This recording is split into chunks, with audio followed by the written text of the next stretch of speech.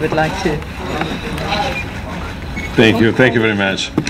It is a great honor for me to be here with Aung San Suu Kyi.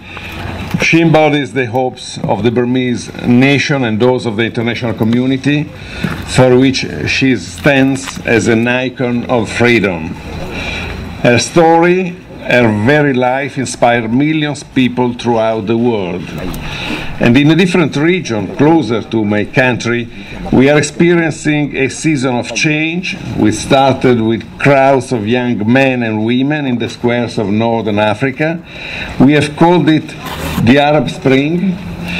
Your quest for freedom, madam, lasted many springs, and alone you stood up for the rights of your people, the very same people that today you represent as a democratically elected member of parliament.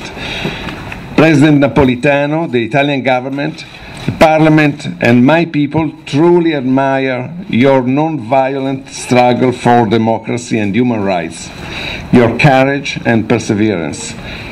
And I'm sure they will prevail. We are sure in Italy they will prevail. This is the message from the April the 1st elections, whose results Italy welcomes. The Burmese people can count on Italy's full support in making sure that Myanmar's democratic transition has no setbacks. And we will work together with Aung San Suu Kyi and all the institutions genuinely committed to having an effective transition process. In particular, we call for the unconditional release of all remaining political prisoners, as well as for ending the violence towards ethnic minorities. The government, in our opinion, should stay the course toward democratic reforms and national reconciliation. The decision to suspend the European sanctions is irreversible only if the transition process will be irreversible. I said that to President Yu Thein, explaining the reasons Italy has strongly supported the European Union decision. Europe has decided to suspend, not to cancel, the sanctions because we need to be optimistic but at the same time cautious. And we need to accompany this process to make sure it does not stop or even slow down. We need to accompany this process in this way, and President Thein appeared to me fully aware of it. Italy will do its part in helping Burmese people through this evolution, and our contribution is already taking place in different ways and will grow more and more. Myanmar is on our priority list of aid recipients.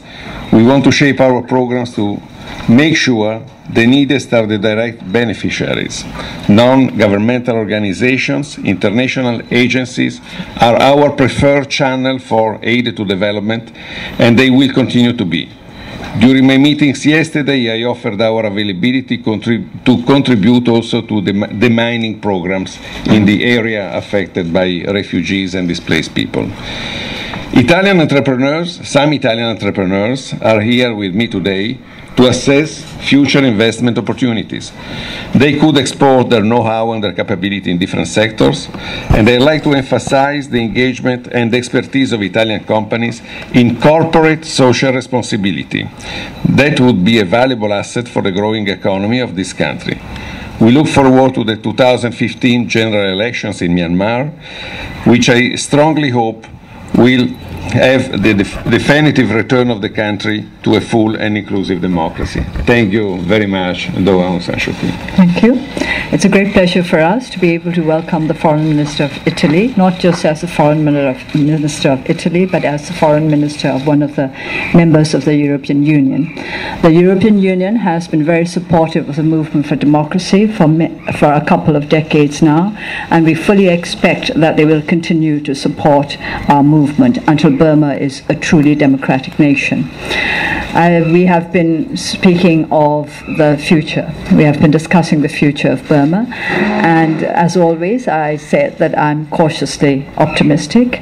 I'm cautious because there are many things that still need to be changed. I'm optimistic because of the increasing participation of our people in the political process of our country.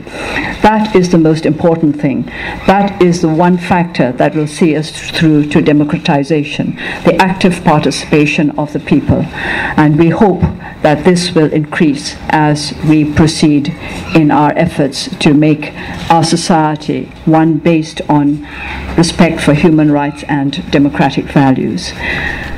We have been discussing the matter of development aid, and the National League for Democracy is most concerned that all aid that is given, whether for development purposes or humanitarian purposes, should serve to empower the people and to decrease the dependency on the authorities.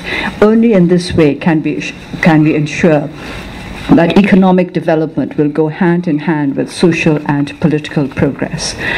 We also look forward to the time when our country can be a true union of all the ethnic nationalities that live here, and we look to Italy and other members of the EU and the rest of the world to understand that ours is a nation of many peoples and we seek unity out of diversity.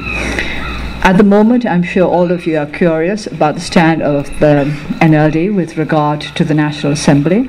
So I'll say a few words about this, but it would not be among the questions that I would take, because whatever questions that will come from the press will have to do with Italy and the EU.